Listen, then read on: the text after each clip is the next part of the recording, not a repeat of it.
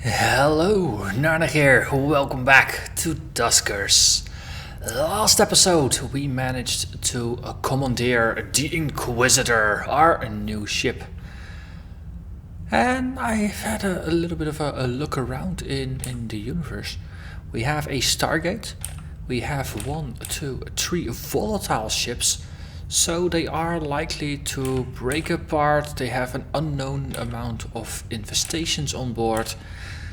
And they seem really risky at first to go into. We don't have an interface module yet, so we can't activate the onboard guns. So I think we're gonna play it safe for now. There's a private class B ship over here, so it's slightly smaller than what we are currently flying. That also means it's gonna be a bit quicker to get through. It's stable, and it's 2 units of distance away from us. So at the bottom here we have a 6 out of 6 propulsion fuel. Every time you jump between systems, this gets reset, but for now we can only use 6 fuel. So jumping over here is going to consume 2 of that. After that we got 4 left. We can actually jump over to the trading post afterwards, which is going to consume 3, and then we'll have 1 left, which we'll probably ignore, and then we jump to another system. There are no military vessels here, and that's what we're looking for. This is a Muteki, this is a barge, this is another Muteki. I don't actually remember Muteki as a class. I have no idea what it means. Might be the name of like a private company or something. But this is a private ship. We can go there. So let's go and go in. Yeah, we have some creative drone setups here. So let's fix our modules. Oh. So Louis is going to be our scout can. Even with only 100 health, it's still the healthiest drone we have. So you get a gatherer, you get stealth, and let's also give you the tow module. Or should we? No, we're going to give you the trap, because we can gather and we can stealth. We can put down traps as need be. Then MVGG, we give you the motion sensor, very important. The tow to get Louis out of trouble, most likely. And we're gonna put the stun on our generator drone on Gnome Tasham. I don't think we're gonna need the stun just yet. But it might be useful to have it. And this way we have 2 empty spots left for the modules that we pick up. And with that, let's jump in and let's see what we get. Initial vessel report inconclusive. 1 infestation type, that's going to be important. If you find 1, we know what's there. For the rest, all the communication has been corrupted, so we don't get any additional intel to advance the story. Okay, so there's now blue outlines along a couple of rooms, and you see these squiggly squiggles. That is because we have a transporter installed aboard the ship. Also, let's actually get the entire thing in the picture. So we have a transporter, so we can actually transport our drones directly into certain rooms. Okay, it also indicates that room 2 is clear of infestations and is safe for transport. So we can actually transport our drones in. On the other hand, we can also just begin.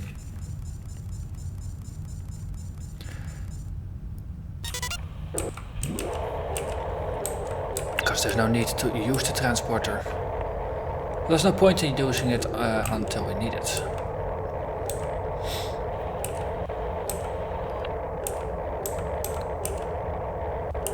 It's also an interesting looking ground texture here. And an open door. The vent turret. An airlock, another door, and that's it. So let's generate some power.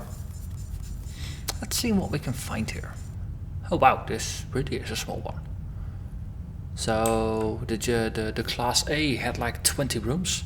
This one only has 8. Okay, well, let's not underestimate how dangerous it is going to be. So from this room we get coverage of R4 and R8, and that's probably the best bet we're going to get. So let's do a motion sensor. And we know R4 and R8 are both clear. That's very excellent. Well, nothing is moving in them. Let's stick to what we know. Nothing is moving. Could be that there's something in there that's scary, but just really hiding, sitting still. So, until we know what we're dealing with, let's still be cautious.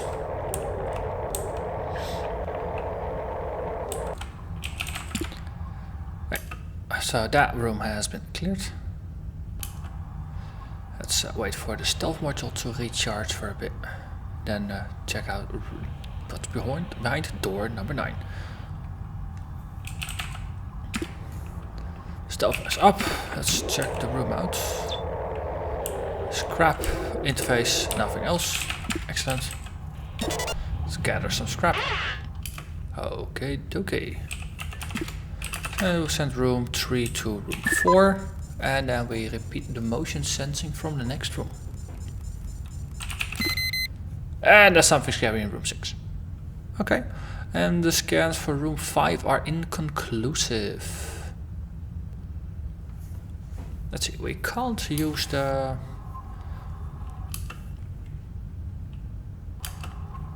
interface, so we might as well just blow it up. So let's drop a trap. Close door 9, open up door 12. Let's do some bomb-based scouting. Let's see, let's give this 10 seconds. So 1, 2. Didn't have to wait long. Oh, it's a trap. Boom. And suddenly nothing is moving in the room anymore. Excellent. So, room 8 and room 7 are now both clear. So this is some kind of organic life form. Looks like a charger or something. Those buggers are nasty. So, open up door 12. What? Transport receiver signal in room 2 is weak. Okay, so the transporter is gonna lose its signal every once in a while. Also, fuel. So you'll get alerted about it every once in a while. So sometimes it's possible that you can't actually get back to rooms with the transporter because the signal has faded or something. So we have extracted the fuel. That means we are now done with that particular room. So we could say, well, let's open up door 7. And then after that we just airlock it. So wait for the critter to move to room 7. Then we flush the airlock. Yeah, man. Closing. Yes. So open up airlock 4 and we close it again. Flushed.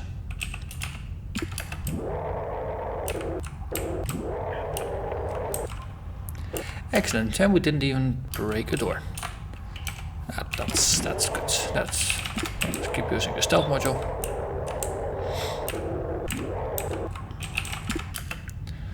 And the final room.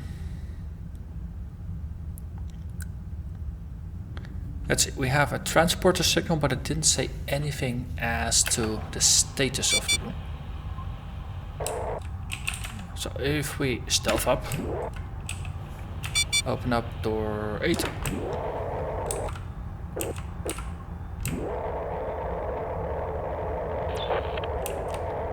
And this looks like a clear room.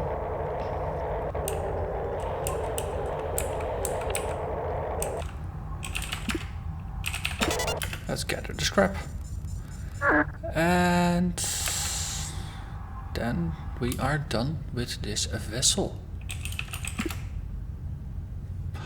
Okay, so let's see, everybody is out somewhere, all the doors are open. Then we use the macro end to send everybody back. Oh wait, open up the door to the ship and then we send everybody back.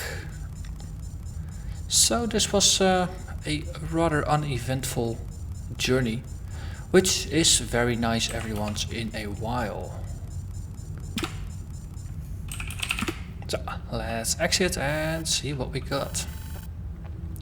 So we got 1 propulsion fuel, we got 2 bits of scrap. The trap ceased functioning. That's fair, we did use it 2 bits. And we've survived for 3 days now. Excellent. So with those 4 plus 1 bits of fuel means we effectively have 5 bits. No, there's no point in going closer because then we can't get back to the trade depot. So let's actually do some trading. So we have a trap that is pretty broken. Actually, we can just go in and out as we please. So let's have a quick look at our drones, and more specifically the upgrades. Can we fix this? Can fix it for 10.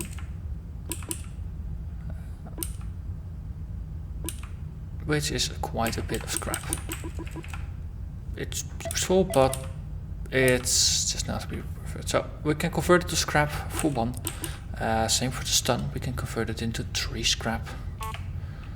If we go to the trade, we can actually sell this broken trap for 3 bits of scrap. So that's actually a better way to get rid of it. Same for the stun, if we sell it, we can always buy it back at a later stage. Interface. I like interfaces. It allows us to interface, as you would expect, with the ship computer to activate things like scanners to get a layout of the ship, a detailed scan that will actually show you bits of scrap that you have missed. I think that was the survey scanner. And most importantly, it allows you to activate the guns on board of the ship. So you can use those turrets that we have been seeing to blast aliens to bits. So I'm very happy that we have one of those now. Stealth. Do we get another stealth module just as a backup? I think I want that, because a stealth module is very useful to have, and having a backup is just really, really good. If we manage to lose one, we still have one. Oh, remote power. I like remote power. Okay, so we can play some interesting games here now. We have a little bit of propulsion fuel left. It's worth 5 scrap each. Jump fuel. We have 2 bits left. So if we finish trading and then jump to a different system, our propulsion is gonna recharge. So we can actually sell the propulsion fuel we have for 5 scrap. And then over here, get ourselves a remote power module for the ship. Remote power, it's, as the name implies, it allows you to remotely power a power socket. So rather than needing to move your drone, your generator drone, to the location, you can actually remotely power it. So in practice, that means you will be powering 2 sections of the ship at once rather than 1. And you don't need to move your drone around as much. Very useful, very powerful. So with that, I think we have done enough trading. So let's have a look. Our scout drone is going to get the interface. So we have a gatherer, interface and stealth. Then our sensor drone just has the motion and the tow. We keep the backup stealth just where it is, in our inventory, untouched, unused, out of risk. And we keep this empty. And now we move over to the next galaxy. So that's over here. And we have a look at the next galaxy and we move over. Boom. And you have 6 bits of propulsion fuel. So we landed on top of a volatile Class B private ship, which has 1 infestation type. So I think that's going to be interesting for the next time. It's a bit of a short episode, but the ship sizes do determine how long episodes are going to be. And I think the bit of trading at the end did add something. So let's have a bit of a better look at the rest of the system before we dive in. So we have a Class B private ship. We're looking for military ships. So this is just going to be fun to check out, but it's not going to be useful to move the plot forward. We have a barge, which is just a cargo ship. It's not going to be plot relevant. A Muteki Class B. A military Class B. So this is where we want to be. This is where we want to go. And we have a medical ship over here, as well as another trading post. Okay, so from here we can use 4 fuel to instantly jump to the medical ship, to the military ship. Alternatively, we go to the Muteki, which is a stable ship actually. It's a Class B. Then we do the military, and then we do the medical. We can do all of that for just the bargain price of 6 propulsion fuel.